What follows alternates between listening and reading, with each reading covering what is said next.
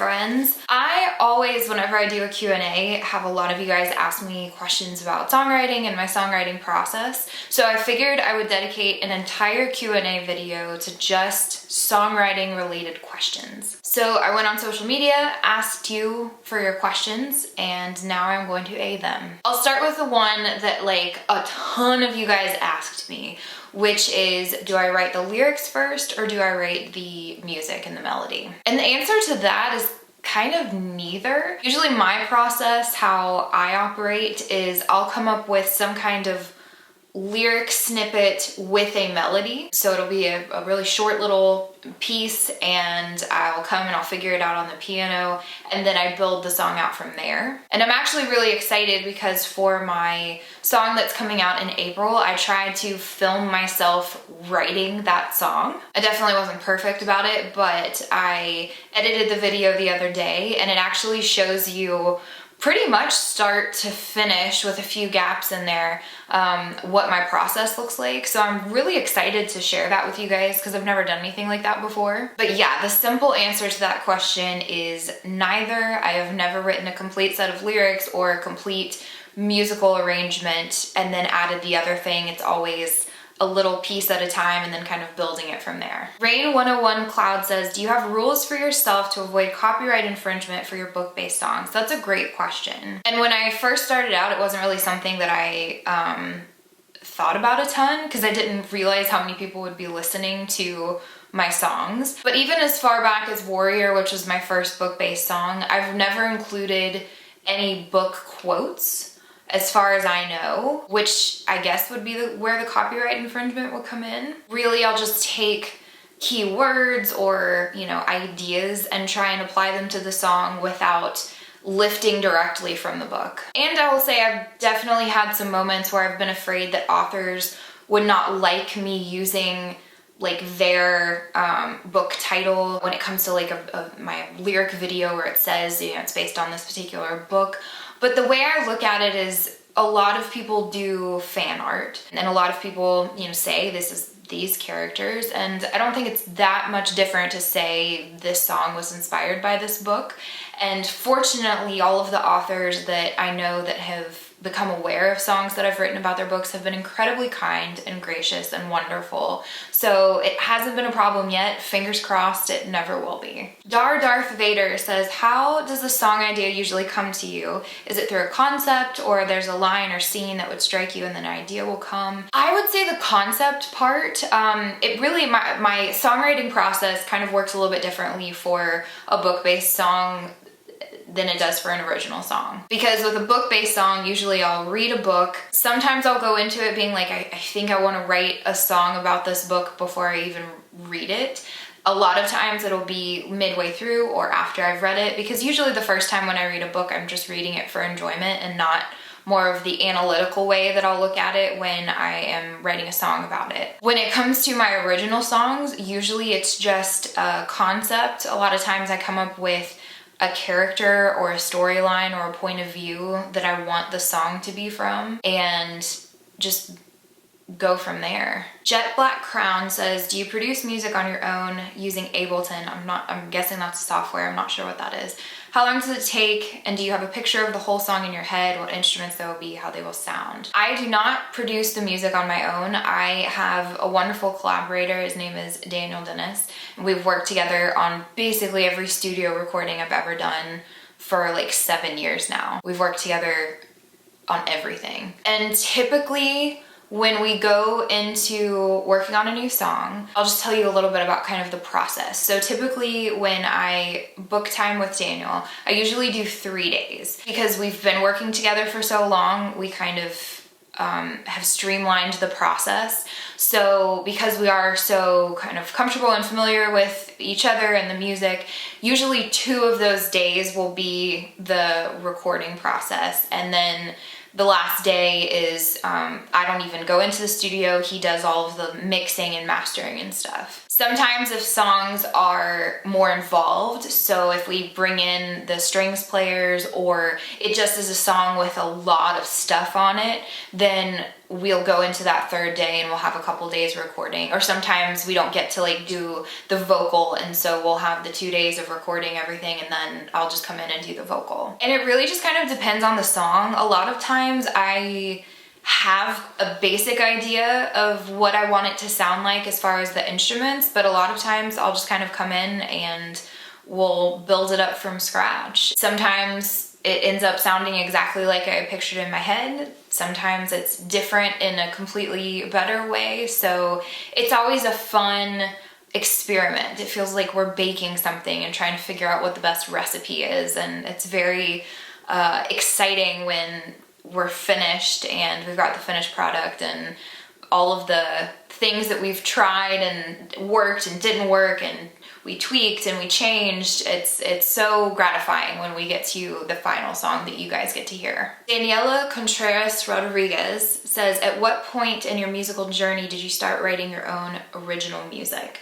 I started writing songs when I was in high school. It was a response of, just teenage angst and liking boys that didn't like me back, because that was kind of my MO. It was kind of my brand back then, was unrequited love. So yeah, the first song I wrote, I actually will link in the description, because I think for a Throwback Thursday session a couple years ago, I actually played it. There was a, big part of the hook was about Ben and Jerry's, and it was not great. It was not necessarily high quality stuff. Yeah, that's probably sophomore year of high school. And then I really didn't write very much in college and kind of came back to it after I graduated college. Let's Salt Katukis. I am so sorry if I messed that up. Do you still write music if you don't have any motivation for it? And if you do, how? What are your tips? My general philosophy is that creativity is not something that you should try and force, because I just don't think it works when you try and force it. So what I like to do, and I wouldn't necessarily recommend this, but it's what I do for me. I will go ahead and book studio sessions with Daniel for songs that I have not written yet. And I'll make sure it gives me enough time to get something together. Like, I won't be like, let's do it for next week and I'm gonna try and pull something off in the next week. Like, it'll be a ways out. But for me, it's good to have that little bit of a deadline, like that little bit of a motivator, to make sure that I know that I will be embarrassing myself if I have to call them last minute and cancel because I couldn't get it together. And I think it's important to recognize what the cause might be for not feeling very motivated. I know I like to check in with myself and see, am I not feeling very motivated because I'm feeling kind of depressed? Am I feeling anxious? Is it something that I can treat or address and that will bring my motivation back? But I also think it's okay to have days where you're just like, I don't feel like it. And I definitely have days where I say I don't feel like it. W_Hinian says, how do you come up with new melodies? How do you start writing a song? Usually it's just, I don't know, like a little just like seed of an idea, a little seed of like a lyric or a melody that just kind of comes to me. And I know that's not very helpful to be like, it's just like divine intervention. I know that's obnoxious, but really, it's just, I listen to a lot of music. I'm singing all the time. Sometimes I'll just stumble on something. A lot of times with lyrics, I'll come up with an idea or a concept, and then it's like maybe a line or two that I'm like, ooh, this would be a really good line to use. I have a document that has lyrics that I haven't written any kind of melody to, but just like a phrase or sometimes a word that I want to use in the future. So I have a list that I keep of stuff like that. But yeah, melodies to me can be pretty tricky, because I think sometimes when you're listening to a lot of music, you can start singing a melody for something that you think might be original and come to find out that it's like very similar to just what you've been listening to a lot. It just happens. Stuff gets in our subconscious. So that's usually something I try and check to make sure that whatever like melody I'm using is not like something I had just heard and borrowed unintentionally. But yeah, again, I hate to be that person that's like, it just comes to me, but it does. I think the first little bit comes to me and then I'm the one that like builds it, if that makes sense. Sophie Tap 04 says, do you ever just know some of the lyrics you want to include while you're reading a book? So like I said earlier, the first time I read a book, I'm really not using my like analytical songwriting brain. I'm just enjoying the book. It's a completely different experience for me when I read a book and then I go back with my little post-it notes and start figuring out like, are there like particular words or concepts or phrases that I want to build something around? Like it's just a completely different way of looking at it. So usually the first time I'm reading a book, I am not taking any notes. Sometimes I'll be like, ooh, I really like this character. Ooh, I could think of a concept that I would want to do, but it never really goes as far as having specific lyrics in mind. Carly Zimmett says, how long does it typically take to write a song? This varies a lot for me. I have had some songs that I've started and gotten some progress done, but then just wasn't able to figure out what I wanted to do with it next and have sat there for like a year and a half before I came back to them. Monster is one of those songs. Monster, my most popular song on YouTube, it took me a year and a half from the time I first got the idea and first started to when I finished it, because I just couldn't figure out what I wanted to do with it. So I try not to force anything. Now I will say, like I was talking about earlier, I will sometimes like put those deadlines on myself so that I can make sure I'm finishing something. I've had times where a song has not taken very long at all, like less than a week to write. Sometimes it's like I'll work on it a lot and then I just won't pick it up for a while and then I'll come back to it. So the actual like time that I put into it is very spaced out. It's hard to know like what counts as how long I took to write it, but it really just goes song to song. Bleeding Artist 12 said, how do you know what a song will sound like instrumentally speaking? A lot of times I don't. And it's interesting because sometimes, like I was saying, I will kind of come in with a vague idea of instrumentation, but a lot of times it's just like, if it comes to, guitar or whatever, Daniel will be playing around with something and that'll give me an idea. So I think I have a lot of ideas and things for parts as we're recording. When I'm just working on it here on the piano, sometimes I'll have an idea of like, oh, I want this song to have drums, or, I want this song to have like a lot of synth, or I definitely want this song to have strings, but not necessarily particular parts or melodies for the instruments until I get into the studio. The McFabulous says, do you start writing at the first verse, the chorus? What's your lyrical process? So the funny thing is that song that I was telling you guys about that is coming out in April that I recorded my process, those parts ended up switching around. So what I first started with, I thought it was going to be the chorus, turned out to be the verse.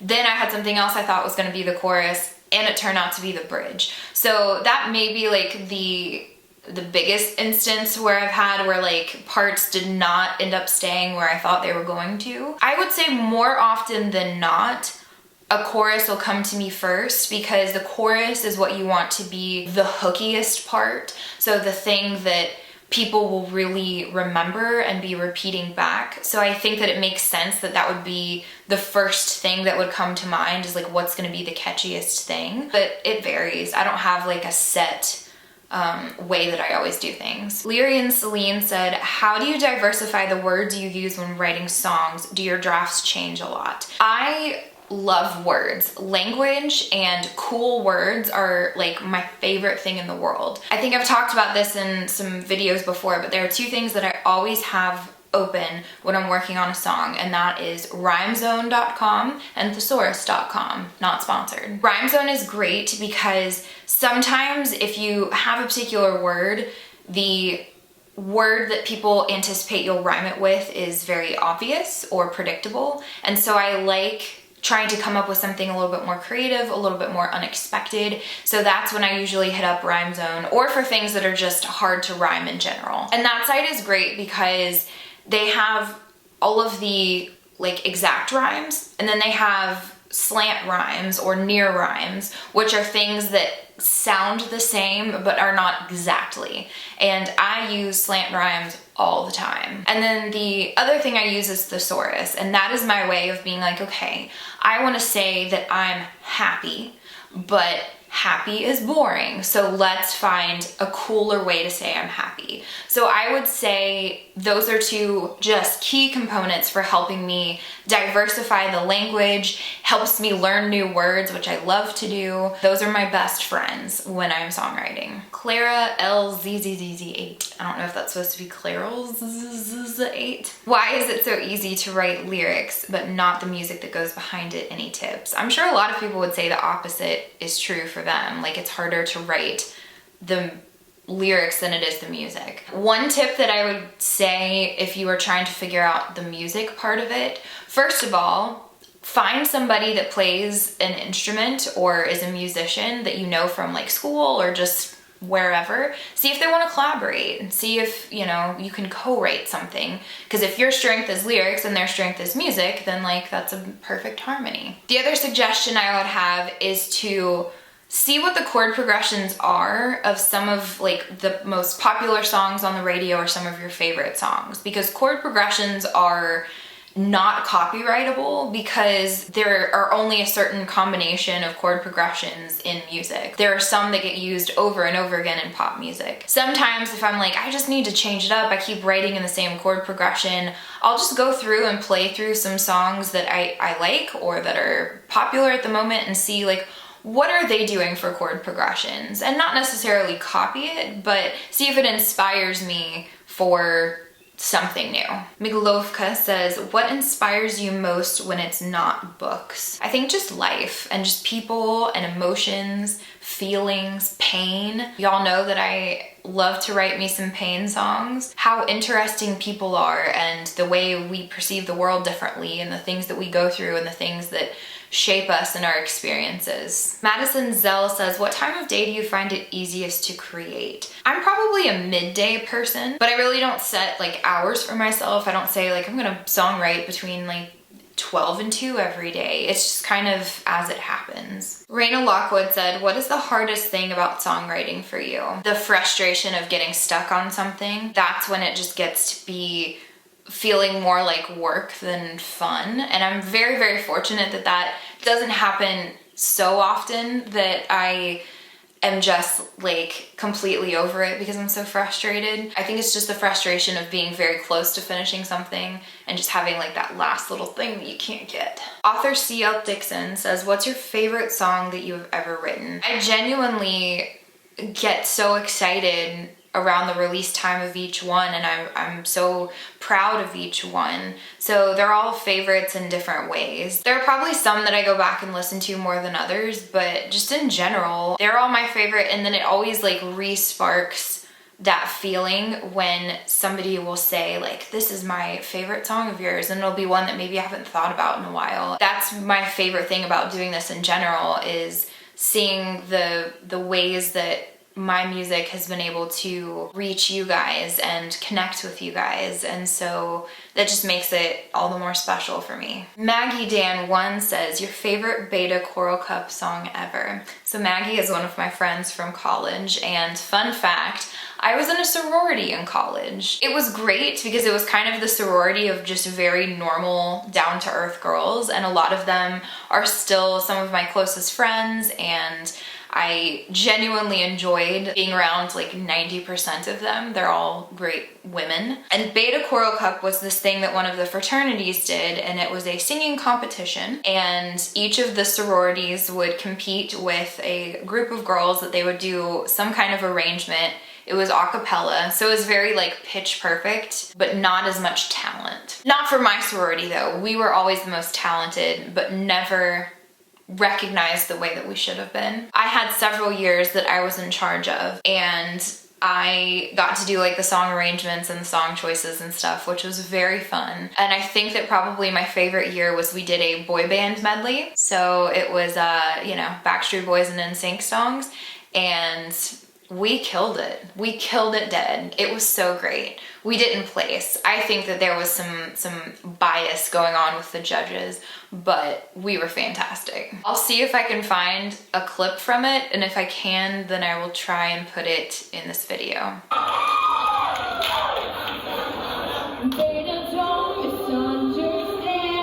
misunderstand what I'm trying to tell you in the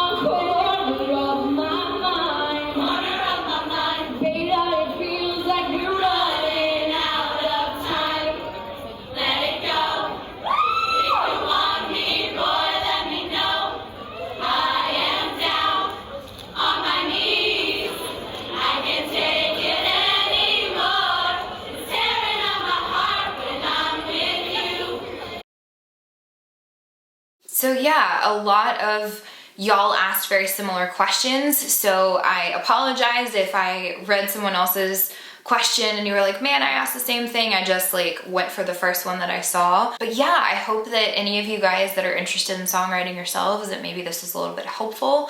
If this is something you like, let me know in the comments and I will definitely do this again. And otherwise, I'm super excited for you to hear the song in April. I guess I'm not gonna share the name yet. No, we'll wait. But I'm very excited for you to hear the song and then get to see my process in writing it. I hope that's something you guys will enjoy because it was really interesting for me to go back and watch it happen. That'll be fun. But other than that, I will see you next time. Bye.